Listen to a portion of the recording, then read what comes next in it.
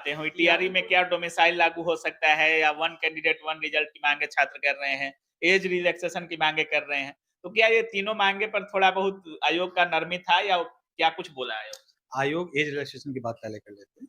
Age relaxation की बात तो उन्होंने सर ने उठाई ली, रहमान सर ने उठाया था। तो आयोग ने क्लियर बोला कि हम लोग तैयार हैं, सरकार वहाँ से आदेश देगी, हम लोग लागू कर देंगे। हुँ, तो सरकार के पाले में सब कुछ वो डाल दिए हुँ, और बात भी वही है कि स वो क्या उनका कहना है कि हम तो कॉन्स्टिट्यूशनल बॉडी हैं। सरकार का आदेश होगा उसको हमको फॉलो करना है, एग्ज़ाम कंडक्ट करवाना है। वो कहेगी हम कर देंगे।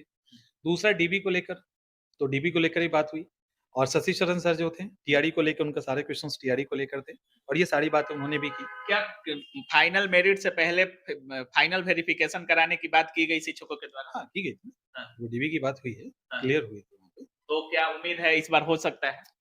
वो श्योर शायद नहीं किए हैं अभी पूरी तरह से। हुँ, आयोग देखो, कॉन्स्टिट्यूशनल बॉडी में जो आईएएस रैंक के लोग बैठते हैं, उनको ट्रेंड ही किया जाता है उस समय के सिचुएशन को फेस कर लेने के लिए। अच्छा। सिंपल सी बात है। हाँ, कोई भी जाता है अब वहाँ पे एग्रेसिव है, जैसे पारस नाथ सर एग्रेसिव थे, पूरा बहुत ज़्यादा।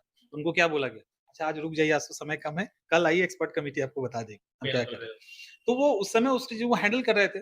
उन्होंने जो भी बोला गया जैसे एज रिलैक्सेशन को लेके बात हुई या आपको वन्स क्या था? Candidate one result. One candidate one result. One candidate one result पे उन्होंने क्लियर बोला कि ये प्रैक्टिकली पॉसिबल नहीं है, इसको उनको समझाना पड़ा 10 मिनट हुँ, तक। 10 मिनट तक ये समझाना पड़ा उनको, ठीक है? हुँ। इसको लेकर भी अच्छे से बात की गई थी वहाँ पे। शिक्षकों के द्वारा समझाया हाँ, गया।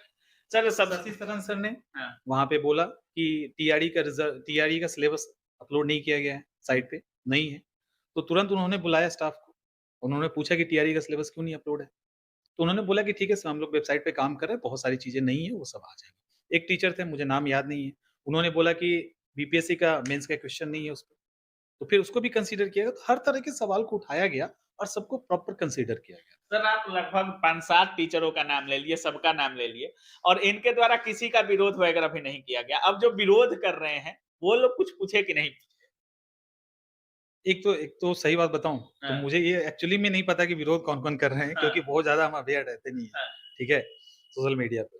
बट ऐसा नहीं है, अब उनके हिसाब से क्या चल रहा है ये हमको नहीं पता, हुँ। कि वो क्या सोच रहे हैं और किस हिसाब से बोल रहे हैं। मतलब लेकिन सिंपल सी बात छात्र है। हित में सपोर्ट सब शिक्षकों ने किया है। हाँ, मेरे हिसाब से सबने किया है। सर सबसे बड़ा एक सवाल और है, जैसे टीआरई का रिज़ल्ट टीआरई 1 हो या टीआरई 2 हो, बहुत जल्दी में प्रोसेस सारा हो गया था हुँ, और मंच से भी नेता लोग भी झट-पट क्या-क्या बोल रहे थे कि हुँ। झटाझट रोज़गार पाओ ये सब बातें। लेकिन इस बार रिज़ल्ट में काफ़ी देरी हो रही है, तो रिज़ल्ट को लेकर कोई बात हुई कि नहीं? इसको लेकर भी बात हुई और आयोग ने क्लियर बोला है कि हमारे पास एक लेटर नहीं आया है। हुँ, शायद रजिस्ट्रेशन को लेके था, मुझे वो सॉरी आरक्षण को लेकर शायद था। हाँ, उन्होंने बोला कि सब कुछ रेडी है, हुँ, वो लेटर हमारे पास आ जाएगा, हुँ, उसके 7 दिन के अंदर हम तैयार हो जाएँगे रिज़ल्ट देने के लिए हुँ। और 7 से 10 दिन के अंदर हम रिज़ल्ट मतलब लेटर आने के 7 से 10 दिन के अंदर। 7 दिनों के अंदर वो एक पेपर में नोटिस डालेंगे, 7 दिनों में वो प्रिपेयर हो जाएँगे रिज़ल्ट के लिए और 7 से 10 दिन में वो रिज़ल्ट पब्लिश कर देंगे, इतने तैयार हैं। मतलब रिज़ल्ट बन के तैयार है।